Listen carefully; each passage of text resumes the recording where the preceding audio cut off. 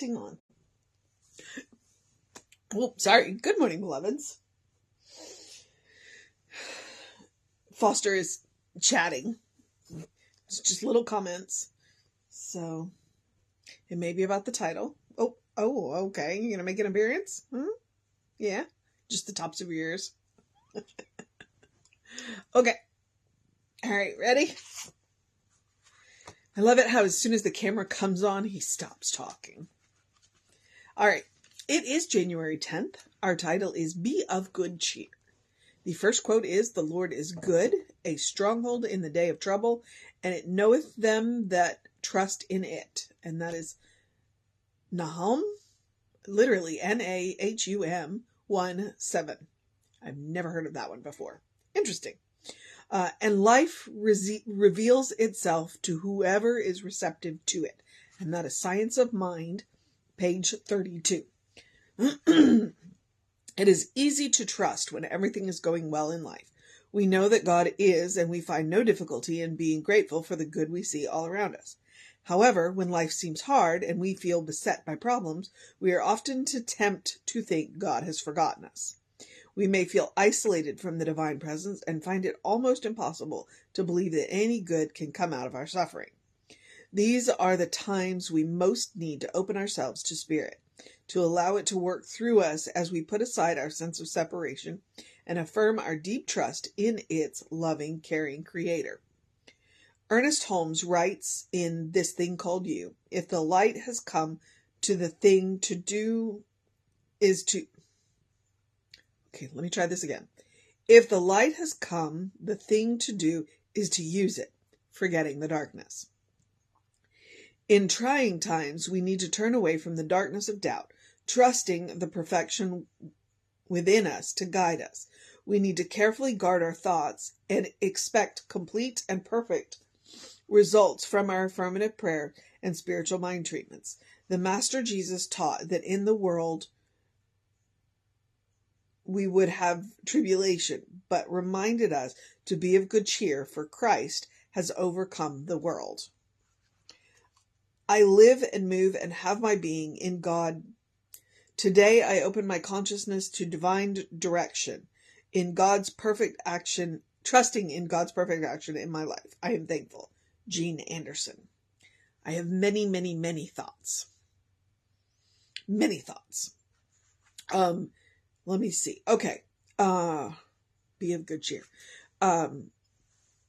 Let's see if I can get them organized. That's the ticket here. Well, one of the first things that I'm gonna think is, actually it's the last thing, but, is that when you are struggling to believe in the good around you, that is the power of reaching out to others in your life. What practitioners do, is hold space for you until you can hold it for yourself. So that's the first thing. It's like, if things are really dark, then go to where you know the light is. Go to where you know the light is. And it doesn't have to be a practitioner. Absolutely doesn't have to be a practitioner, because there are plenty of people in your life that hold the light for you when you cannot hold it yourself. And they don't have to be practitioners. In fact, frequently they're not. What they are is people who know who they are. And when you are having that moment where you have forgotten who you are, you go to the people who remind you.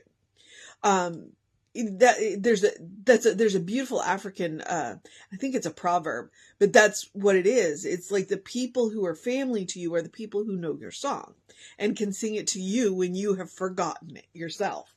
And so when things get dark and you're struggling to be of good cheer, what you want to do is go and be with people who are light. And a lot of us, and I will include myself in this, is like, well, I'm dark and I don't want to dim their bright. But when they're bright, our darkness doesn't dim their bright. What they do is they lighten our dark. So we, and now that does require good behavior on our part. Okay. That does require good behavior on our part. What that means is that when we go to be in their light, unless we have straight up said, hey, I'm struggling here, I need a little help, we have to be on our best behavior and not, and I'm going to use the word complain. Okay. We can talk about our troubles, but what we have to do if you come to me and you have a problem and you want to complain about it, you want to vent, that's fine. The one rule in it is you have to be actively working on the problem that you're complaining about. Okay. And then I will let you vent. All right. But if you are just complaining and it is the same story that I have heard over and over and over again, I'm not going to listen, because that's when you dim their light. Okay. When they are your bright light and you go to them and you say, hey, I've got this problem, I'm actively working on it, I just need a minute to vent, you are not going to dim their light, because they know that you are working on it and they know that you need to vent. But if you go to your bright light and you just constantly sing the same song, which is not your song, by the way, it's the song of your trouble, so that's the rules. It's like, you want to go to somebody who is light when you are in the darkness. You got to play by the rules. Okay. That is how you do your part in not dimming their light. And I mean that, because it's like, when we're in our darkness, we don't want to dim their light. Okay. Well, that's how you don't do it. You play by the rules. You go to them and you say, hey, I'm struggling a bit and I just need to vent for a minute, but I'm actively working on this. Okay. That's the rules for me when I am the light. So it's like, I get it.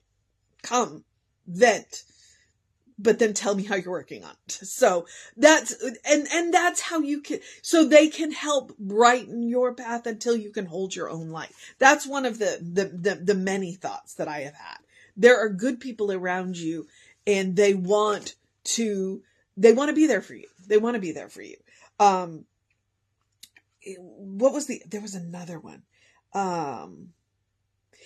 If the light has come, the thing to do is use it, forgetting the darkness. In trying times, we need to turn away from the dark of doubt, trusting that maybe that's what it is. Oh, no. There it is. Okay. It's from the quote up here. From the Science of Mind quote, not this thing called You, which, by the way, is a book I absolutely adore. Love that book. That is the book. If you ask me my favorite book, that's the book I'm going to tell you. This thing called You. And life reveals itself to whoever is receptive to it. If you want to find magic, you have to believe in it. And that's what that quote says. When you are receptive to life, life will reveal itself to you. When you are focused on the separation, then that is what you are going to see. So if you want to see magic, you got to believe in it. You got to believe in it. It's like and you can substitute any magical creature you want, but it's the unicorn that I always see. You will see the unicorn when you believe in the unicorn, not before. So when you are looking for the guidance, you got to believe that it's coming. When you are looking for the light, you got to believe it's there. It does require work on your part. It does. Now, when I say work, it doesn't have to be, hard work, and it doesn't have to be dull work, and it doesn't have to be suffering and all of that. But it is work. You got to work the process. So Gene Anderson says, "Be of good cheer," and this is exactly where we can talk about fake it until you make it. All right, there is science behind if you don't feel like smiling, but you smile, it will improve your mood, because your body goes, wait, we're smiling. And then starts to produce the chemicals that, the chemicals and the hormones that make you feel better. All right. So, so be of good cheer is exactly where you can absolutely fake it until you make it. Go to the people who are the lights in your life. Go to, and stand in their light until you see your own path, until you can carry your own light again. But this is absolutely the place to fake it until you make it. So, smile even when you don't feel like it. All right. So she has the beautiful little treatment. I live and move and have my being in God. Today, I open my consciousness to divine direction, trusting in God's perfect action in my life. I am thankful. You got to believe in the magic to see it. Okay? The mission, should we choose to accept it today, is to trust. Trust in, what did she say?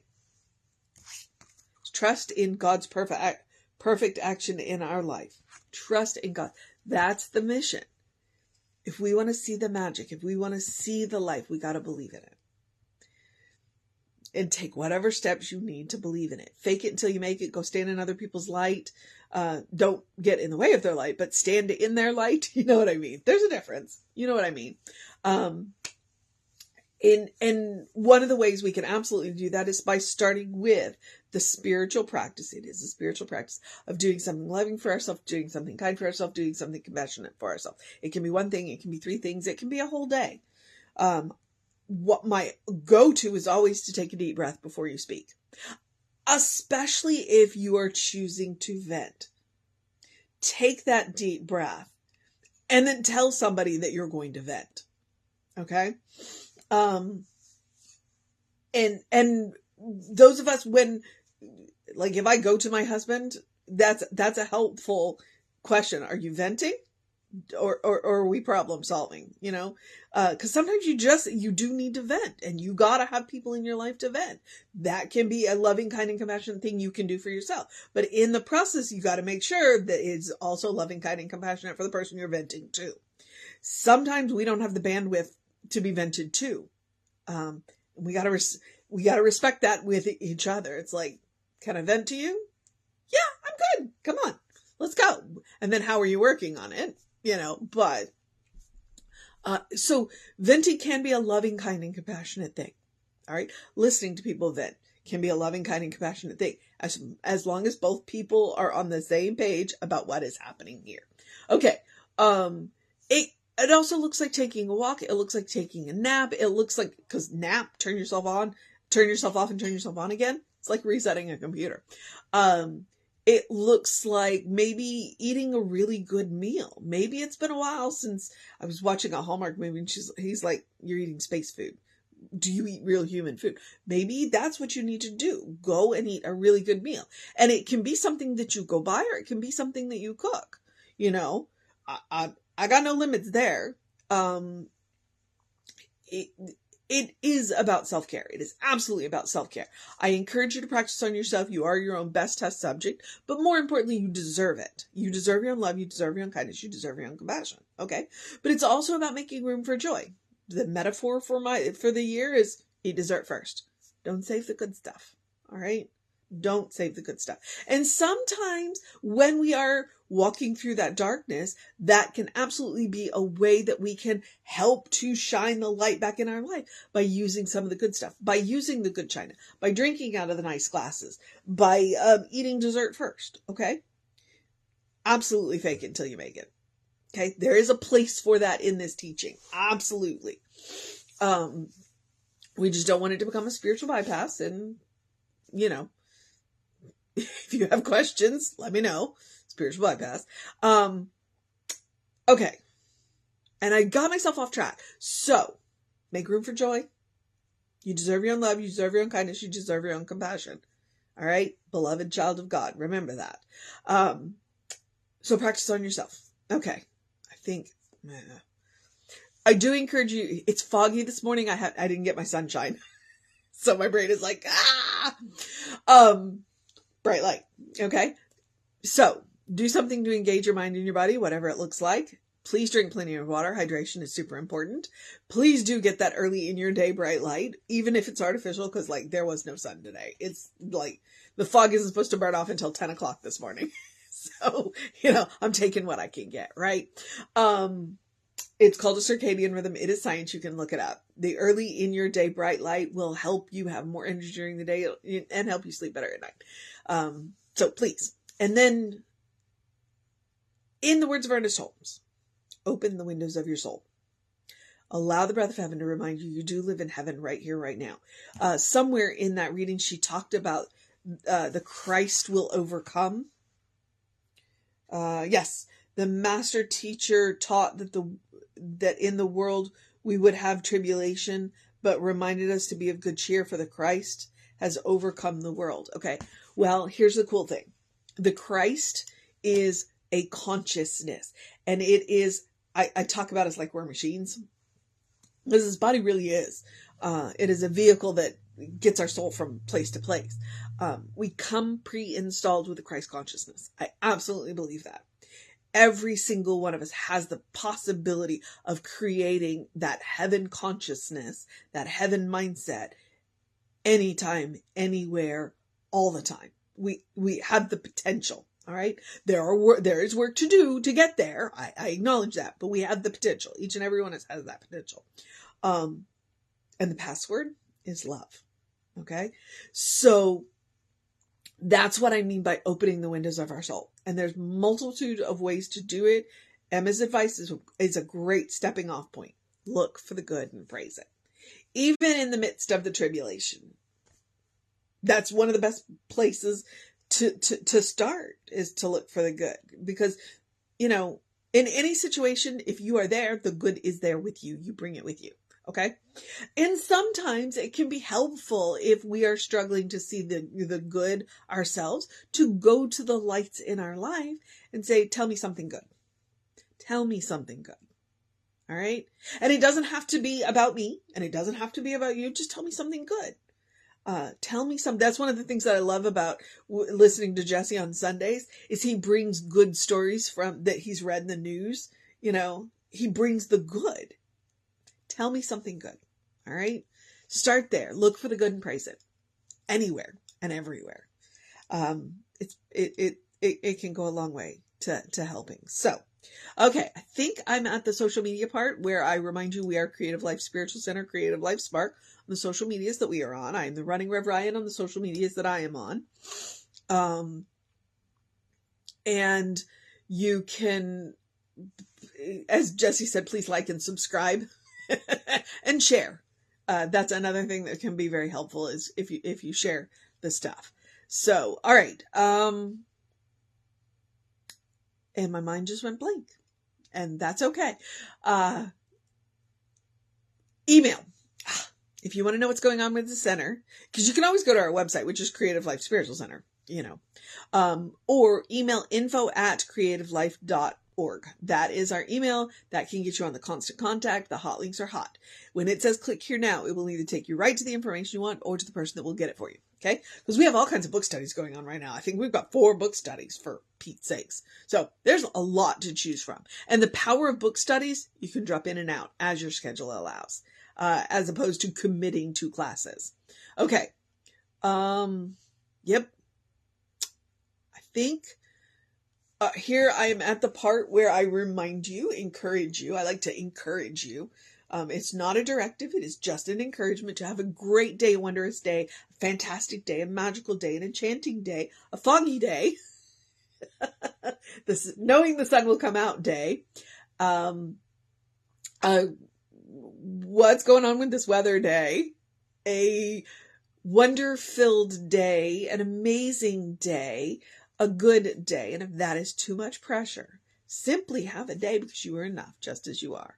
All right. You are a beloved child of God. You are a divine spark. You are a brilliant light. You are spirit in motion. You are God in action. You are a godling.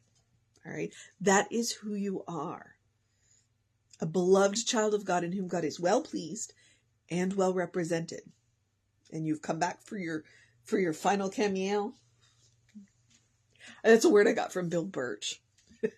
And I think of him every time I say it. Cam meow. Occasionally he was wonderful. And his wife, Marnie, was pretty awesome too. So, yep. And see, even once they're gone, they can still be lights in your life. All right. I just distracted myself. Reverend David should be on around 5 p.m. with you. I will be back with you at 9 a.m.-ish tomorrow. Take care of yourself. Know that you are loved, and I will see you next time.